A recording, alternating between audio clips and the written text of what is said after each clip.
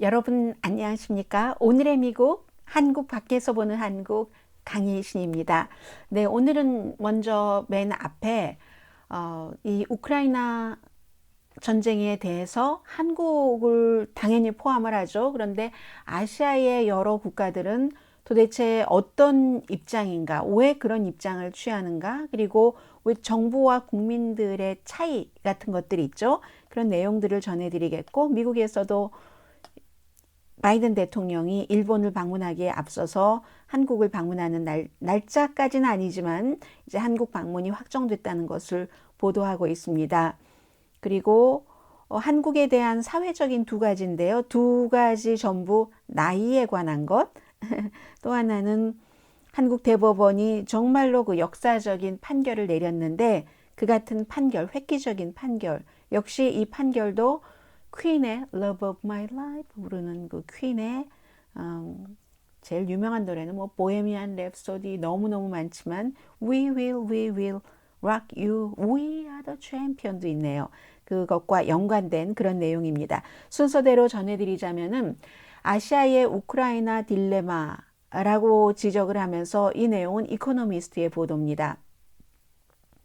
제가 오늘의 미국에서 수없이 여러분들께 말씀드린 것이 블라디미르 푸틴의 우크라이나 침공은 독재가 민주주의를 자유를 이길 수 있다는 것에서 세계가 항거해야지 된다라고 수없이 말씀을 드렸고 바이든 대통령도 그 점에 주목을 하면서 연설을 할 때마다 강조를 하는데 아시아에서는 이게 통하지 않는다는 겁니다. 아시아에서는 가치, 이상 이게 아니라 러시아의 우크라이나 전쟁을 그저는 아니겠지만 거의 가치가 아니라 이해관계로 본다는 겁니다. 그래서 아무리 미국에서 유럽에서 그 민주주의와 독재의 이 거대한 그 싸움 전투다 이렇게 보고 있는 아시아 국가들, 특히 이제 정치인들이 그쪽으로 정책을 세우는 사람들이 거의 없다는 겁니다. 그래서 아시아에서는 민주주의를 살려야지 되고 뭐 푸틴의 독재를 막아야지 되고 하는 그 같은 주장이 별로 도움이 안 된다는 거죠. 그러니까 한국에서도 러시아는 러시아의 이해가 있다라는 내용이 나오는 것이죠. 거듭 말씀드리지만 오늘 기회가 있으면 제가 그 내용을 좀 말씀드리겠습니다. 뭐 늘 이런 얘기가 나올 때마다 미국은 안 그랬어, 영국은 안 그랬어, 누구는 안 그랬어 하지만 2차 대전 이후에는 러시아처럼 힘이 있다고 저렇게 다른 나라에 가서 민간인들을 무덤을 만들어서 구덩이를 파고 시신을 그곳에 완전히 박아버리는 처박는 스타일이잖아요. 지금 러시아가. 그런 일을 하진 않았습니다. 이제 그런 내용은 이제 제가 기회가 있으면 오늘 말씀을 드리고요. 그렇기 때문에 아시아는 굉장히 어려운 위치, 그 가운데서도 한국을 맨 마지막에 말씀드리겠는데 한국이 제일 어렵죠. 아시아는 모든 나라가 거의 마찬가지로 이 지리적인 그런 것들 때문에 중국을 경제 파트너로 해야지 되고 그러면 그냥 중국 경제 파트너만 하면 되는데 미국으로부터 안보의 도움을 받아야 되는 거죠. 한국처럼 여기에 딜레마가 있는 것이고 또 게다가 러시아는 아시아의 여러 국가에 무기를 무척 많이 공급합니다. 싼 값에. 러시아가 아니면 베트남 같은 나라는 어디서 그 무기를 그렇게 싸게 사올 수 있을지 거의 불가능합니다. 이건 꼭 국가의 경제, 예산, 지출과도 연관이 되는 거죠. 러시아는 동남아시아의 차세대 무기 공급 국가입니다. 정부로서는 이런 여러 가지 문제들을 생각해야지 되기 때문에 결국은 정부와 러시아를 어떻게 벌주느냐, 미국과 유럽을 따라서 이것을 동조를 해야지 되느냐. 한국 같은 나라도 무기 수출국이잖아요. 어마어마한 그런 나라인데도 젤렌스키 대통령이 무기 좀 달라 했을 때 이런저런 이유로 주지 못하고 있는 한국적인 고민이 있는 거죠. 그래서 아시아에서는 정부의 그 정치인과 대중들의 우크라이나 전쟁을 보는 우크라이나 사람들 너무 불쌍해요 하는 이런 것들이 의견이 일치하지 않는 것인데 우선 아시아 국가들의 고개라고 표현을 했습니다. 처음에 조금 멈칫하기는 했지만 한국 같은 나라 그리고 뭐 멈칫할 것도 없이 호주와 일본, 뉴질랜드 같은 나라는 이 러시아를 처음부터 비난을 하고 미국과 그 유럽의 그 룰을 따라서 일을 하고 있죠. 싱가포르는 조금 다르고요. 해서 이제 대만 같은 나라도 러시아를 비난했는데 대만도 뒤로는 다른 그 이해관계가 있기는 있습니다. 태국과 필리핀은 굉장히 실용주의라고 할까요? 해서 유엔에서 두 가지, 처음에 러시아의 우크라이나 침공을 강하게 비난했을 때는 비난하는데 찬성표를 던졌지만 나중에 그 러시아를 인권위원회에서 일단 활동을 중지시키게 하는, 거기에는 또 기권표를 던졌습니다. 이런 식으로 이제 조금 약간 이제 분위기 눈치를 보는 거죠. 그런데 결국 이 기사의 마지막에는 언제까지 눈치를 볼 수는 없다. 선택을 해야지 된다. 여기에 이제 뒤에는 중국이 오잖아요. 결국은 러시아 문제가 끝난다 하더라도. 그래서 선택을 해야지 된다 하는 결론인데, 인도네시아의 그 조코 위도도 대통령 같은 경우는 참 곤란하게 됐습니다. 이번 주에 이제 G20 국가들의 재무장관 회의가 워싱턴에서 열렸지만 G20 정상회담은 11월 달에 인도네시아에서 열리잖아요.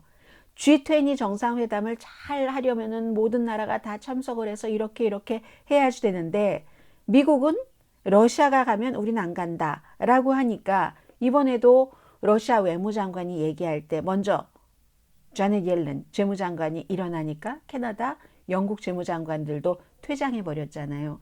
그러니까 이 조코 그 위도도 대통령은 다음 달에 끝났으면 좋겠어. 결과가 어떻게 되든지 5월 달에 끝나면 그 뒤에 수습하고 이렇게 저렇게 해서 G20를 원래 예상했었던 대로, 준비했던 대로 치를 수 있기 때문에, 푸틴이 등장하면 서방 세계 지도자들이 지금 안 간다고 하니까는요. 그런 얘기입니다. 그래서 Living on the Prayer라는 그 반조비의 노래 제목과 우린 똑같다. 정말 그렇게 기도하면서 그렇게 되기를 기도한다 하는 입장이고요. 그래서 러시아의 주권에 관한 것이다 라고도 얘기를 하고 있습니다. 인도네시아가 침공을 지지하진 않지만 뭐 서구가 위선적이다 하는 얘기도 많이 합니다. 뭐 괌, 뭐 포틀랜드 제도, 뭐 영국, 그 당시 아르헨티나와 싸웠던 이런 모든 것들, 왜 자신들은 그러면서 러시아를 비난해? 뭐가 달라? 라고 얘기를 하지만 여기서 말씀드려야지 되겠네요. 2차 대전 이후에는 서방 세계에서 다른 나라가 다른 나라를, 주권 국가를 병합하는 것은 굉장히 드문 일이었습니다. 1차 대전, 2차 대전 이후에는, 그 이후에 유엔도 있고 무슨 뭐 나토도 있고 뭐 이런저런 가게 해서 무고하게 사람이 숨져서는 안 된다. 그리고 지금이 어느 시대인데 무기가 많다고 다른 나라를 쳐들어가서 그렇게 무고한 시민을 학살을 하고, 우리 그런 거 더 이상 하지 말자 해서 한 나라가 거의 없다니까는요. 어떠한 그 전쟁을 미국도 치렀다 하더라도 이라크를 가지려고 이라크에 침공을 했었던 것도 아니고, 지금 러시아의 블라디미르 푸틴처럼 그 나라의 국민들을 도관에 든 쥐처럼 가둬놓고 폭격하지 않았습니다. 1962년도에 이디오피아가 에리트리아를 병합했는데, 이디오피아 그 남쪽에 있는요, 이렇게 홍해를 두고 동쪽에는 사우디아라비아가 있고 뭐 예멘도 있고 하는 바로 그 에리트리아를 합병한 게 있고, 1912년도에 청나라가 망했습니다. 1949년도에 중화인민공화국이 세워졌고, 1951년도에 중국이 그 티벳을 강제적으로 합병을 했습니다. 지금까지 티벳은 주권을 주장을 하고 있는 뭐 이런 그 국가이고요. 1975년도에 인도네시아가 동티모르를 병합했습니다. 1975년도에 베트남, 북베트남이 남쪽을 귀속했죠. 전쟁하고 난 뒤에. 1990년도에 이라크가 쿠웨이트를 침공을 해서 쿠웨이트를 먹어버리려고 했을 때, 그때 이제 미국이 전쟁을 했었고, 그 이후에도 아들 부시도 아버지 부시 때와 마찬가지로 그렇게 했습니다. 그러나 말씀드린 것처럼 미국은 이라크를 가지려고 했었던 전쟁이 아니고, 말씀드린 것처럼 지금 이디오피아, 중국, 인도네시아, 베트남 정도 전쟁을 치러서 병합을 했지만, 뭐 베트남의 경우는 조금 다르다고도 볼 수 있겠네요. 같은 북남이니까. 그렇지만 아니 다 다른 나라들도 그랬는데 러시아는 왜 안 돼? 이 말은 여기에 적용되지 않는 겁니다. 2차 대전 이후에는 이 같은 예외만 있을 뿐이라고 말씀을 드리고요. 인도의 경우는 요즘 인도의 텔레비전을 보면은 인도의 그 텔레비전에 뉴스하는 사람들이 마구 나와서 나토를 확장을 반대하고 인도 사람들의 54%가 푸틴의 리더십을 지지한답니다. 중국에서 물어보면 이것보다 더 나올 가능성이 있죠.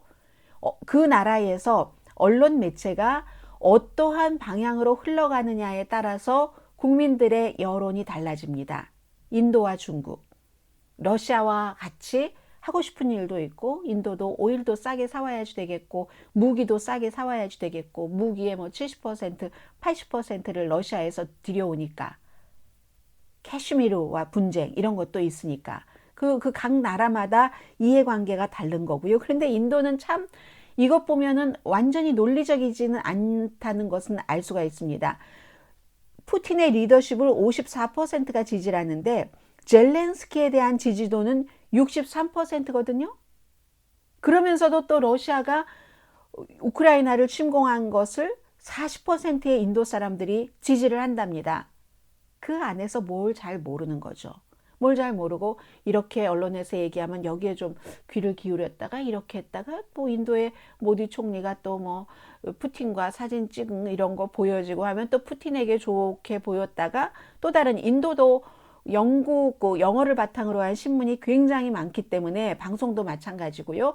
세계를 볼 수 있는 눈은 있는 겁니다. 중국, 러시아처럼 모든 것을 다 막아놓지가 않기 때문에. 그래서 학습을 자기 스스로 학습을 해서 좀 세계를 아는 사람은 그렇고 아닌 사람들은 그렇고 이런 애매한 상황이고요. 그 베트남과 인도가 아주 비슷하게 양다리 걸치고 있는 거죠. 지금 인도는 민주주의 국가로서 베트남은 인도는 좀 시끄럽고 문제도 많고 하는 민주주의 국가로서 베트남은 그에 비해서 좀 비밀스럽고 하는 공산주의 국가로서 러시아와 우크라이나에 대해서 아주 그 양다리를 걸치고 있는 왜냐하면 베트남이나 인도나 러시아에서 다 무기를 무척 싸게 들여오지만 미국과 화합도 필요하거든요. 두 나라 전부.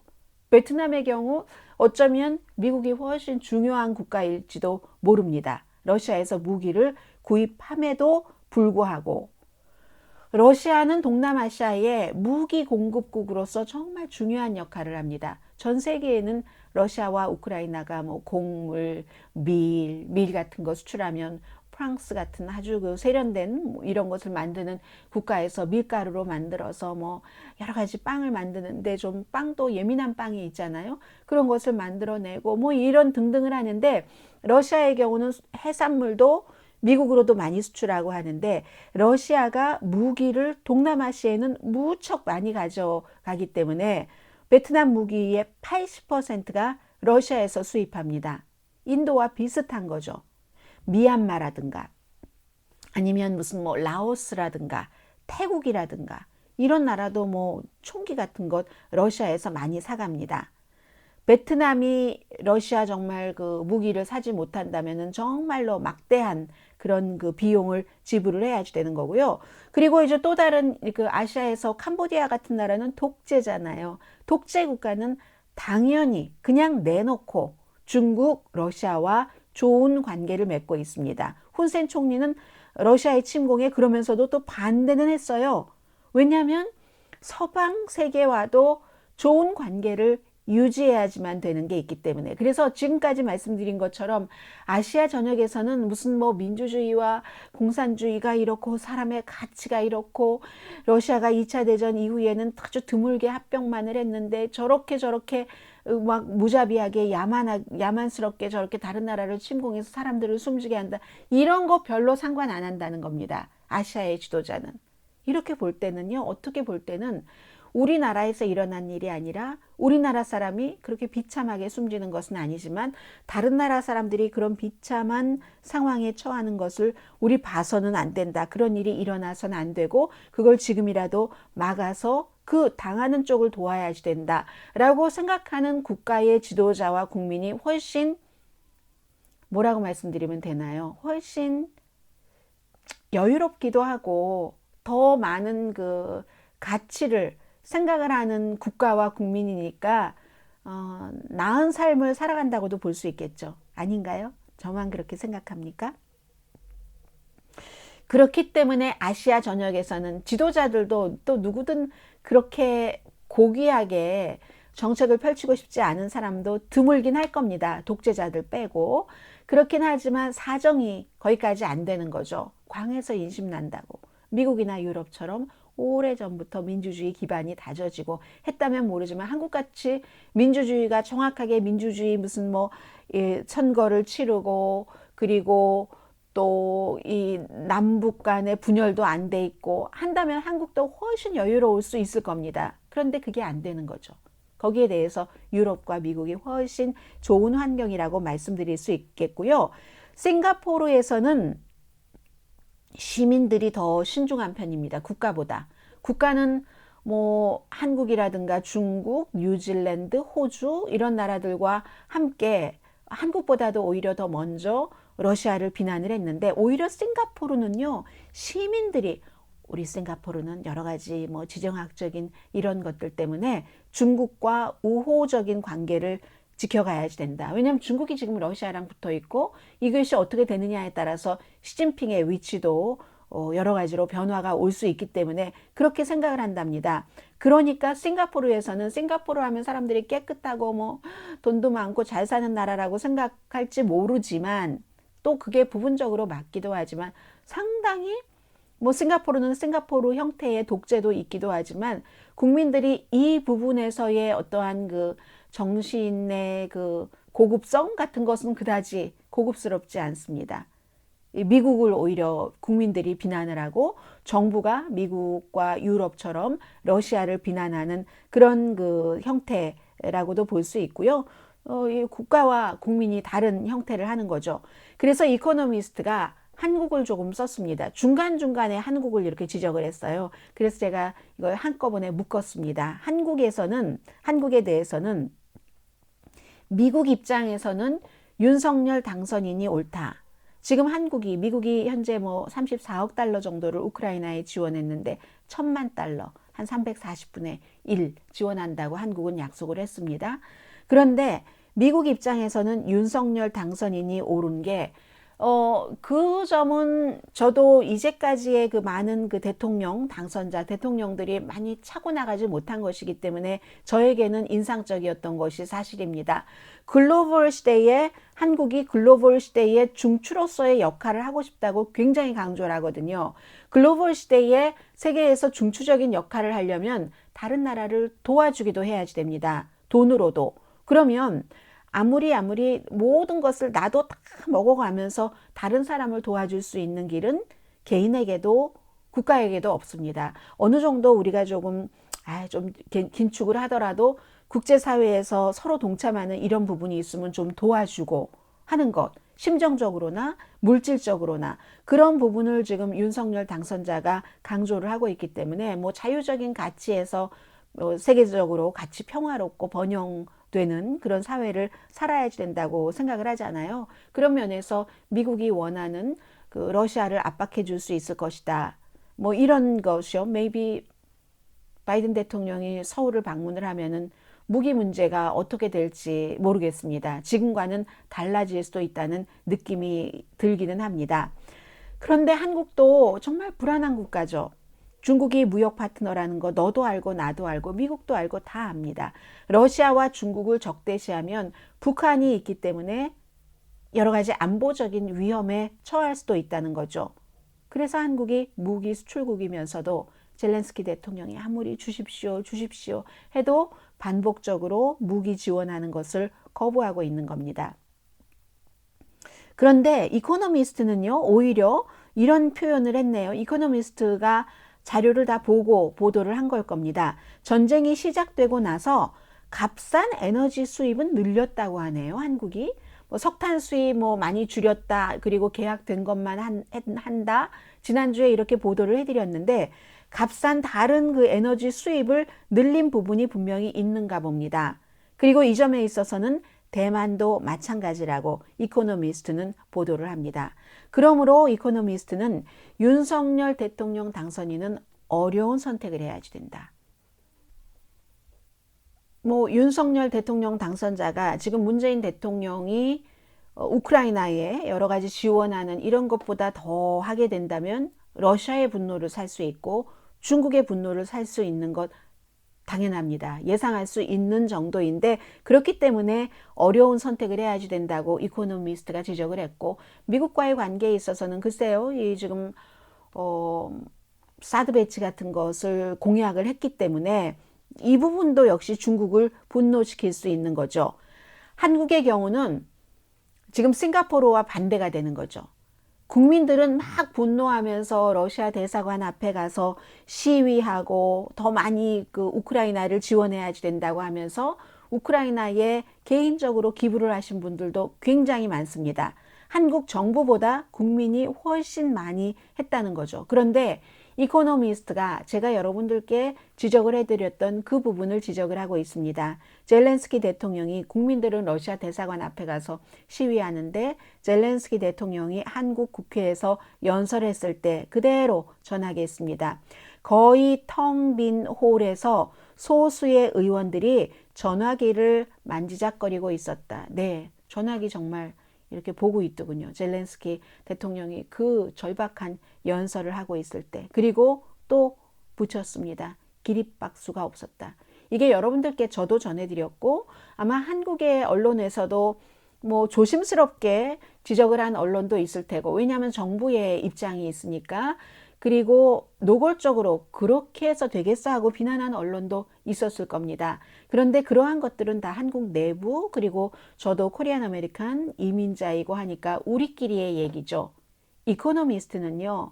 세계의 어피니언 리더 중에 어피니언 리더. 공식적으로 어피니언 리더의 역할을 하지 않지만 세상이 어떻게 돌아가는가, 우리는 어떻게 살아야지 되는가 하는 것에 가장 관심이 많은 깊이 생각하는 사람들이 가장 신뢰하는 잡지고 많이 보는 잡지. 본인들은 신문이라고 얘기를 하고요. 그런 그 매체이기 때문에 이 점은 한국은 이 점에 있어서 이게 하이 퀄리티, 로우 퀄리티, 구태여 따지자면 로우 퀄리티인 겁니다. 이 부분에 있어서는 앞서 다 말씀드린 것처럼 한국은 한국적인 입장이 있습니다. 그러나 세계 모든 나라에서는 세계적인 공통적인 부분이 있기 때문에 그런데 무기를 주지 못하고 돈을 많이 지원하지 못하는 거 러시아 보고 뭐 북한 생각하고 해서 그럴 수 있다고 하지만 아니 젤렌스키 대통령이 연설을 하는데 국회의원들이 거기서 전화기만 만지작거리고 뭐 기립박수도 안 해주고 기립박수는 안 해도 어머 참 안 됐다 하는 이런 그 표정이나 마음이 보이잖아요. 그런 것도 못 해줍니까? 이것은 세계적인 어떤 각인이 됐다. 이 점이 저는 이번 그 우크라이나 전쟁에 있어서 가장 안타까운 일 가운데 하나입니다.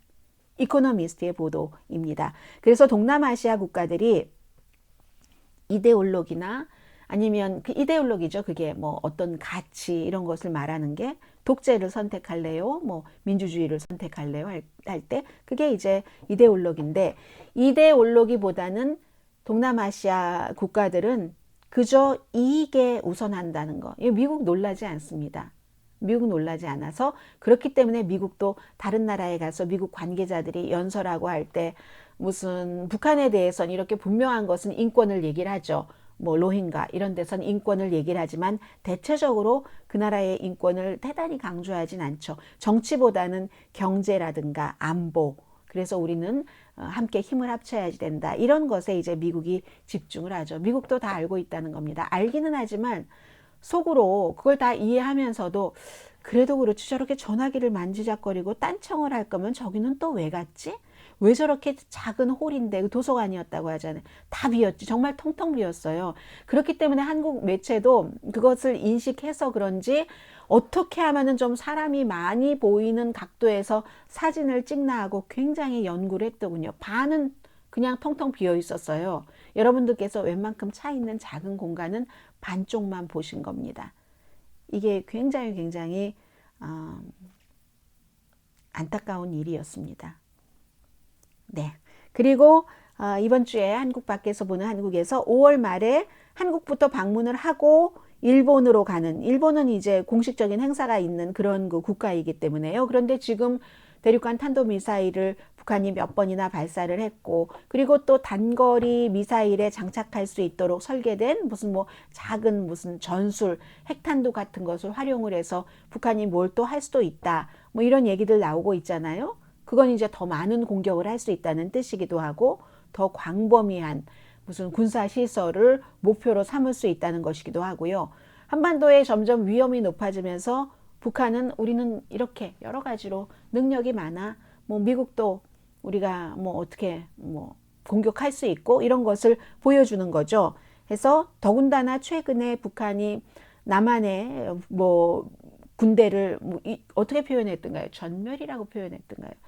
그랬던 것 같습니다. 전멸시키기 위해서 핵무기를 사용할 수도 있어 하고 뭐 이런 경고도 했고, 이 상황에서 또 한국은 윤석열 대통령 당선인이 그때는 대통령이었을 때, 대통령이 되자마자 한국을 먼저 거쳐서 일본으로 간다는 거잖아요. 일본에서도 일정을 조금 길게 잡았습니다. 그래서 이제 5월 20일에 일본을 가는데, 그 전에 그러니까 윤석열 당선자가 취임하자마자 바로 한국을 방문을 하게 되는 겁니다. 지금 미국의 바이든 대통령은 여러 가지 국제적인 문제 이런 것에 있어서도 넘버원 이슈가 우크라이나 이런 것이기 때문에, 그리고 이제 이번에 일본을 방문하면 한국과 일본과 미국과의 북한이 또 그 사이에 끼어 있는 여러 가지 무슨 뭐 방위, 안보 문제에서 어떤 것을 해야지 되는가 하는 얘기도 많이 하겠죠. 그리고 또 고맙다는 얘기도 할 테고, 러시아에 대한 제재하는데 한국도 협조를 했고 일본도 협조를 했기 때문에요. 그리고 한국은 이 윤석열 대통령에게는, 그 당시엔 대통령이잖아요. 취임하자마자 바이든 대통령이 방문을 해주면 도움이 되겠죠. 세계 최고의 나라의 이제 대통령이기 때문에, 물론 뭐 항상 한국에서는 반미하시는 분들도 계시기 때문에 뭐 의견은 다를 수 있겠습니다만은, 이 세상 어느 나라든 미국 그 대통령이, 신임 대통령이 취임하자마자 그 나라를 방문을 한다고 할 때 싫어할 나라는 없습니다. 네, 이런 내용들 그런 게 있고요. 그리고 이제 성김 대북 특사도 서울을 뭐 방문을 해서 뭐 노규덕 핵대사를 포함해서 여러 관계자들과 미리 그 미팅을 한 그런 상태이고요. 지금 전해드릴 두 가지는, 먼저 두 가지는 나중에도 또 두 가지를 전해드릴 텐데, 이 두 가지는 나이에 관한 겁니다. 하나는 가디언이 보도를 했는데, 둘 다 가디언이 보도를 한 것 같은데요. 네, 첫 번째는 모든 한국 사람들이 곧 젊어질 수 있는 이유, 이런 제목을 달았습니다. 한국은 아이가 태어나면 1살 되고, 어떤 경우 12월 30일에 태어나면 BTS에서 누구 한 사람이 그렇다면서요. 이 1살 12월 30일에 태어나면 태어나자마자 1살이고 1월 1일이 되면 자동적으로 또 1살을 먹잖아요.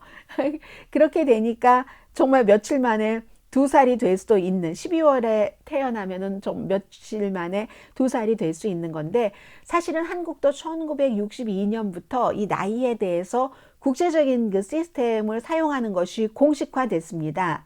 그런데 공식적인 것과 전통적으로 너무너무 오랫동안 사용해 왔던 것 가운데서 한국은 전통이 훨씬 강한 겁니다. 그렇기 때문에 이걸 못 바꿨는데, 그 12월에 태어난 아이는 학교에 가서 혹시 아이가 좀 나이가 어린데 가면은 다른 아이들과 겨루는데 불편하잖아요. 그래서 뭐 엄마 아빠가 가끔 이 출생 신고를 조금 늦게 하거나 이러는 때도 있고 하는데, 뭐 또 백신 이번에 접종할 때도 굉장히 연령에 있어서 혼돈도 됐고, 이것도 역시 윤석열 당선인이 들어가는데, 요즘 이제 한국은 정권이 5년 만에 바뀜으로써 모든 것들이 다 이제 그 대통령이 뭐 입김을 불어넣어 줄 수 있는 곳이 있잖아요. 그래서 윤석열 당선인이 수백 년이 된 이 나이 계산법을 폐지하는 것을 원하고 있습니다.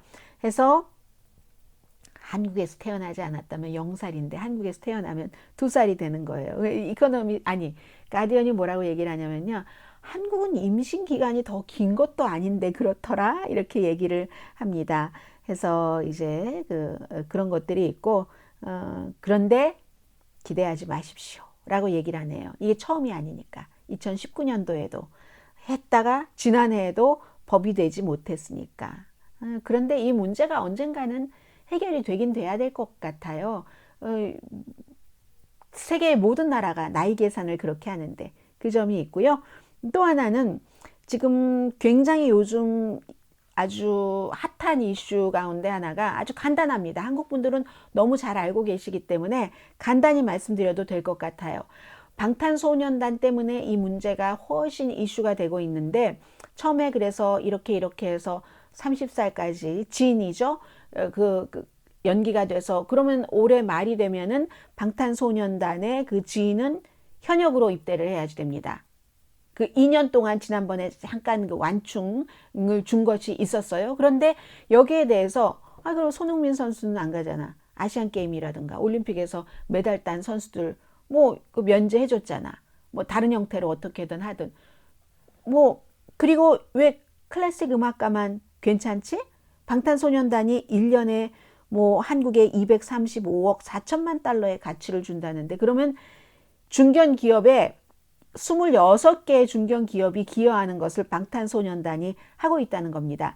1년에 80만 명이 방탄소년단이 한국에서 공연하는 것을 보기 위해서 관광 가서 엄청나게 많이 여러 가지를 쓰겠죠. 그렇다는 거죠. 소프트 파워라는 거죠. 그리고 그것도 한국의 소프트 파워를 세계에 많이 그 활성화를 해야지 되는데 3천만 장 이상의 앨범을 팔았고 그래미에 지난해 올해 상은 못 받았지만 2번이나 올라갔고 영국 차트, 미국 차트에서 마찬가지로. 그런데 한국이 18살에서 28살 사이는 무조건 적어도 18개월 정도는 복무를 해야지 되기 때문에 여기에 딱 걸려 있다는 거죠. 그래서 조성진 씨가 세계적인 그 쇼팽 그 피아노 콩쿠르에서 우승을 했기 때문에 군대를 안 가도 된다면 아니 왜 BTS는 왜 안 되는데 이런 생각을 하고 있는 사람도 있고 아니면 이 클래식 음악 하는 사람과 대중음악 하는 사람은 숫자도 다르고 모두 다르잖아. 지금 엄청나게 악용하는 사람들이 많을 거야. 이런 생각을 하는 사람도 있고 아니 나는 그런 거 저런 거 나는 다 싫어. 나는 가야지 되는데 왜 저 사람들은 안 가? 하는 생각들도 있고 그런데 지금 지인 김석진 씨군요. 그 풀네임이 올해 말에 이게 빨리 해결되지 않으면 현역으로 입대를 해야지 된다. 나머지 6명은 조금 시간의 여유가 있죠. 이 문제가 BTS가 세계적으로 너무 유명해지니까 이런 한국의 이런 사회적인 이슈까지 보도가 되는 겁니다. 그리고 이 이슈는 완전히 단골 메뉴입니다. 한국에 관해서 할 때는 세계에서 두 가지인데요. 하나는 두 가지인데 그 뒤에 거는 항상 이슈가 되는 건 아니고요.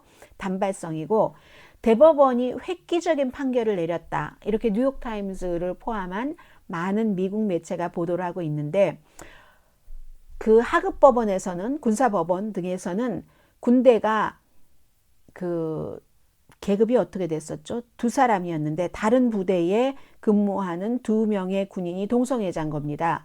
그래서 그 영내가 아닌 다른 곳에서 합의를 하고 성관계를 맺었는데 이걸 벌을 주는 거예요. 2년.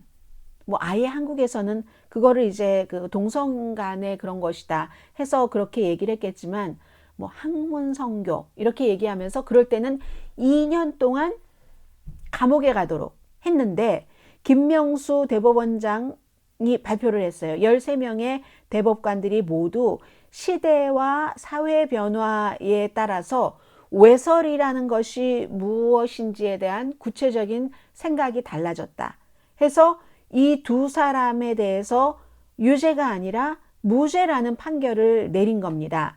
그리고 동성 간의 어떤 그 성행위 같은 것이 일반 사람들에게 무슨 여러 가지 그 갖고 있는 감정들이 있잖아요. 한국뿐만이 아니라 미국에서도 그리고 무슨 도덕성에 어긋난다 이런 것은 이제는 그 한국 사회의 보편적이고 합당한 도덕 기준으로 받아들여지기 어렵다 하는 판결문을 내놨습니다.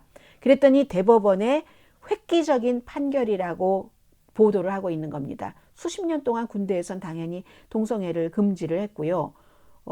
중위와 상사였군요. 이 2명의 남자 군인에 대해서 영내에서 군 복무 시간이 아닌 때 그런 성행위를 했다 해서 유죄 판결을 받았는데 지금 그렇게 됐다는 겁니다. 인권단체가 그동안 수없이 마녀 사냥이다 하고 비난을 해왔었습니다.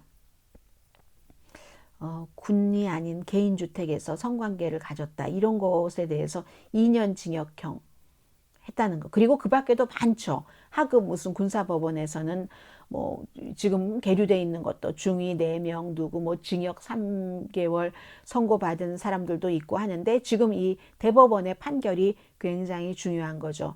성적인 자율성과 헌법이 보장된 평등권과 그리고 이제 존엄성이다. 행복 추구권이라는 게 있다. 모든 사람에게는 이러한 내용도 얘기를 했습니다. 그래서 군인인권센터의 그 임태훈 소장이 무척 일을 많이 했고 많은 분들에게 알려져 있는 그 분이잖아요. 그래서 이분이 앞장서서 여러 가지 일을 했고 군에서는 그렇게 된 경우는 뭐 군기가 문란해진다 이런 지적들도 많이 했습니다. 차별하는 게 아니라 우리 지금 테크니컬리 북한과 전쟁 중이다. 그런데 그렇게 될 경우는 군기가 문란해서 안 된다라는 얘기를 많이 했었습니다. 그런데 지난해 10월 달에 성전환 수술을 하고 그리고 또 그 군에서 제명된 군인이 있었죠. 여성으로 하고 자살했잖아요, 결국은. 이런 문제들이 있는데 이제는 한국도 그러한 것에 대해서 대법원에서도 이 같은 판결이 나오니까 미국 매체에서도 보도를 하고 있습니다. 62만 명 그 병력이 있죠. 한국에서는 18개월이 최소고 20개월 그 복무를 해야지 되고 동성결혼 인정 안 되고 성소수자의 권리에 대해서 대체적으로 그냥 좀 말하지 않고 그리고 정치적으로도 굉장히 인기 없는 주제고 그런데 가장 여기에 대해서 반기를 드는 그룹은 한국이나 미국이나 똑같습니다. 기독교 단체가 굉장히 반대를 하면서 에이즈를 퍼뜨린다. 그리고 북한과의 어떠한 것에서 우리가 힘을 약하게 한다라고 한국 기독교 단체가 반대 운동을 하는 내용도 미국에서 전했습니다. 그러면 이것도 윤석열 당선자는 어떤 생각을 하고 있는가? 인터뷰를 할 때 캠페인 당시에 질문을 받았잖아요. 그리고 이제 국회에 제출한 그런 서면 답변서도 성소수자라는 이유로 차별받거나 불이익을 받지 말아야지 된다. 인간의 존엄성과 행복 추구권이 보장돼야지 된다라고 답했습니다. 이번에 대법원의 판결과 거의 일치하는 답변이죠. 그리고 기자들이 또 물어봤어요. 만약에 당신의 자녀가 그렇다면? 이라고 물어봤을 때도 역시 당신의 자녀가 동성애를 원한다면 뭐 존중할 뜻이 있습니까? 라고 물어봤을 때에도 똑같은 입장을 얘기를 했습니다. 알고 계시는 것처럼 윤석열 당선자는 자녀가 없습니다. 50대에 결혼을 해서 고양이 강아리가 아니라 강아지 몇 마리와 함께 살고 있고요. 그리고 이 내용은 유로뉴스의 보도를 전해드리겠습니다. 한국 밖에서 본 한국인데요. 프레드 머큐리의 퀸의 그 싱어의 여러분들께서 한국에서 그 영화를 보셨기 때문에 너무나 좋아하신다면서요. 저도 그 같은 시기에 영화를 봤는데 한국에서 그 정도로 좋아하는 것만큼은 저는 아니었거든요. 왜냐하면 너무 노래가 너무 좋고 한다는데 저는 퀸을 너무 좋아해서 평소에 유튜브 같은 데서 너무 많이 퀸의 음악을 잘 알려지지 않은 것까지 많이 들었기 때문에 좀 그냥 보링하다고 할까요? 음악 나오는 부분에서 훨씬 퀸을 좋아하는 사람은 처음부터 끝까지 막 다 보고 다 듣는 게 더 좋잖아요. 그랬는데 어쨌든 한국에서 그 영화 이후에 어떤 일이 있었냐면 1.77m 제주도 해변에 5천만 원을 들여서 백순엽 씨라는 57세의 사업가가 프레드 머큐리의 동상을 세웠습니다. 세계에서 두 번째라고 하네요. 알려진 동상으로는 스위스의 몽투레 이런 곳에 있고 두 번째라고 하는 게 저는 조금 놀라웠습니다. 좀 많을 것 같은데 두 번째. 그런데 이게 바로 프레드 머큐리가 동성애자였잖아요. 그렇기 때문에 제주도에서도 사람들이 막 아니 우리 동네에 그게 뭐야 하고 막 반대를 많이 했다는 건데 그 반대를 극복을 했고, 그리고 또 백순엽 씨는요 처음에 이 관계자에게 편지를 보내도 답도 없고 그래도 꾸준히 한 달에 한 번씩 한 달에 한 번씩 7년 동안 매달 이메일을 보내서 2020년도에 이제 프레디 머큐리는 갔지만 퀸이 한국에 와서, 영화가 2018년이었나요? 언제였나요? 2018년보다 덜 됐나요? 아무튼 그 즈음에 영화 나오고 공연하고 할 때 관계자들 만나서 허락을 받은 겁니다. 2018년 맞네요. 보헤미안 랩소디. 영화 제목이 보헤미안 랩소디였던가요? 이 프레디 머큐리는 1991년도에 에이즈 합병증으로 사망을 했고요. 백순엽 씨는 본인이 당시에, 지금 57살이니까 그 당시에는 막 박정희 그 전 대통령 시절 이런 때였는데 장발 단속하고 했잖아요.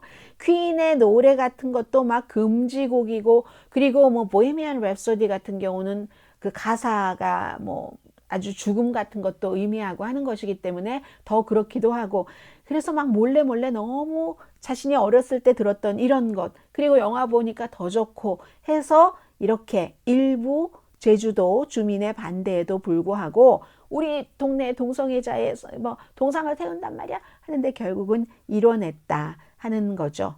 그래서 이분은 성소수자를 비판하는 사람들이 자신의 그 생각을 다시 한번 되돌아보는데 도움이 됐으면 좋겠습니다. 이런 얘기를 했고요. 또 퀸의 팬들이 제주도까지 가서 그 동상 딱 열리는 제막식을 봤다고 하고, 그리고 그 멤버인 브라이언 메이가 비디오 메시지로 그의 정신은 살아있다, 뭐 이런 얘기.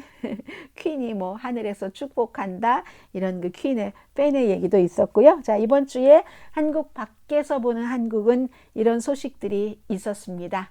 저는 이제 25일이죠. 내일이 25일이고 벌써 4월 25일이고 15일 정도만 있으면 한국에 지금 뭐 이 검찰의 여러 가지 수사권을 다 뺏는다. 이 부분이 결국은 국민의힘과 더불어민주당이 합의를 했잖아요. 그 합의하는데 당연히 검찰 출신의 대통령 당선인의 의견도 뭐 보고도 받았겠죠. 적어도 그런 일이 있고 굉장히 소용돌이 치는 이 상황에서 아마 다음 주, 그 다음 주에는 한국 그 윤석열 대통령 당선자와 한국 대통령의 취임에 대해서도 미국에서도 조금 자세히 보도를 할 겁니다. 한국 밖에서 보는 한국, 이제 그런 내용들이 많이 나올 것 같고요. 내일 오늘의 미국 정규 방송 시간에 뵙겠습니다. 강혜신이었습니다.